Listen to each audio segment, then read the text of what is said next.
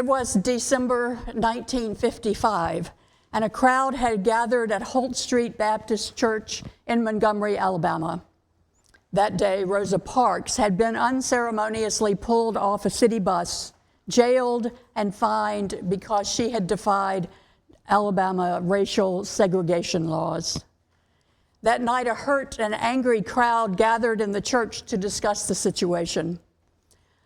Some shook their heads and noted that this was just more of the same in Montgomery. Racial segregation and white supremacy infected every area of life, from the governor on down.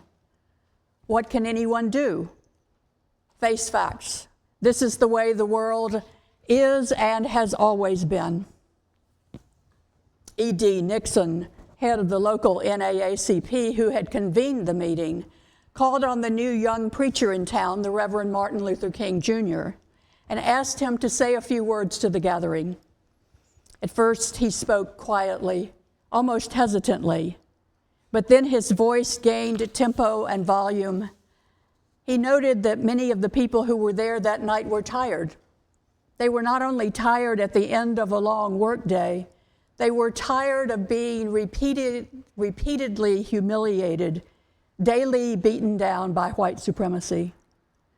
Then King said, there comes a time when tired people get so fed up that they're moved to rise up and act.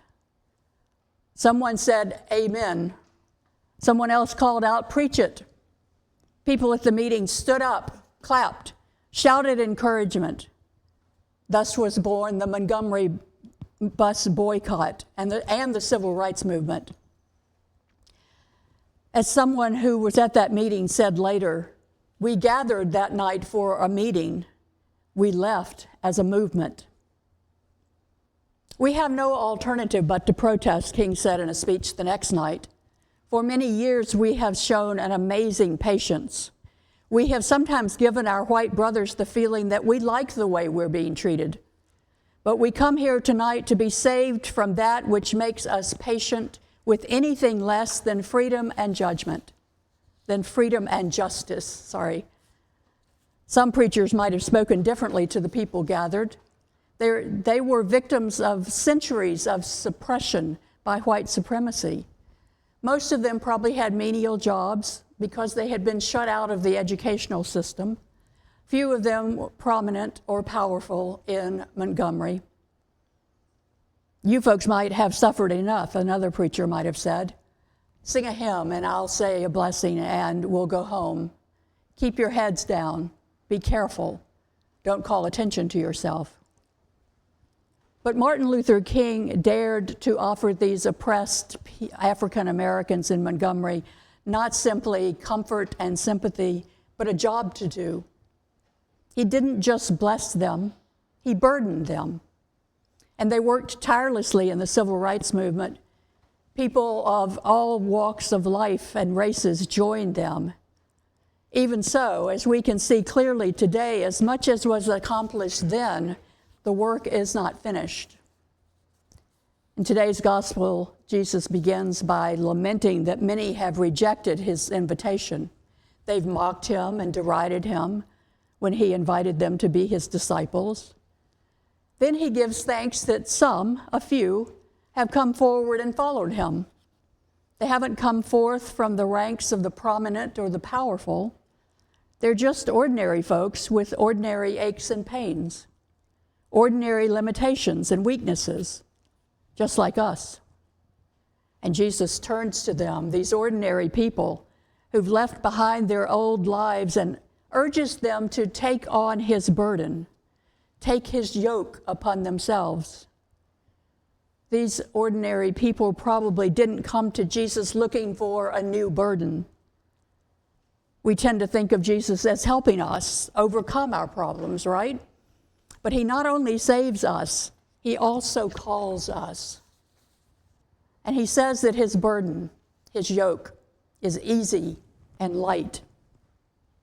Now, it's good to hear this, that the burden he offers is, that the burden he wants to give us is easy and light. But still, a burden is a burden. And a yoke is a restraint around the neck. Is this the good news you came to hear this morning? No. I know. Maybe you are here today hoping to make your life count for something bigger than you. Maybe in the face of all that's wrong in our world today, you're here today for an assignment that feels worthwhile, an assignment that Jesus can give you. Most of the time, we think of church as the place we come to strengthen our faith. But today's gospel shows us the faith that Jesus has in us when he places those burdens on us. One of the great gifts Martin Luther King Jr. gave oppressed people was a sense of agency, the belief that they could make a difference, that they could do something important. He dared to call ordinary working people, many of whom already led difficult lives, to go into the streets and protest. He empowered ordinary people to do extraordinary things.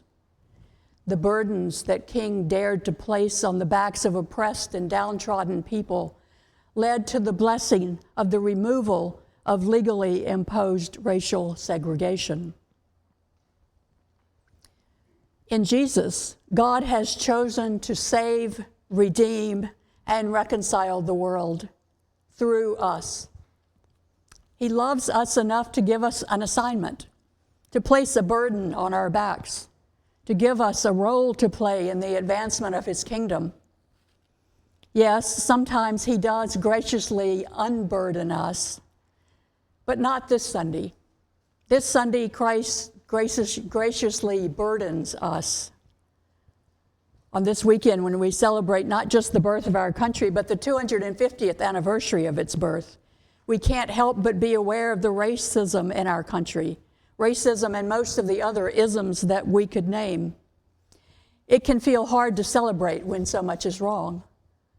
We might interpret this moment as a burden, the burden of finding a way to fight against the isms that confront us and the other ills of our nation. Jesus entrusts ordinary people like us with extraordinary tasks. And in Jesus' hands, these burdens can become blessings, light and easy because he works beside us, doing the work he has given us to do.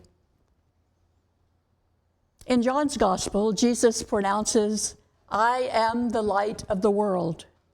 He is the light shining into our darkness. But in Matthew's gospel, Jesus looks at his disciples and, despite knowing their all too human limitations, pronounces, "You are the light of the world." So go ahead. Receive the blessed burden of discipleship in this particular moment in time, and go out into the world and let your light shine. Amen.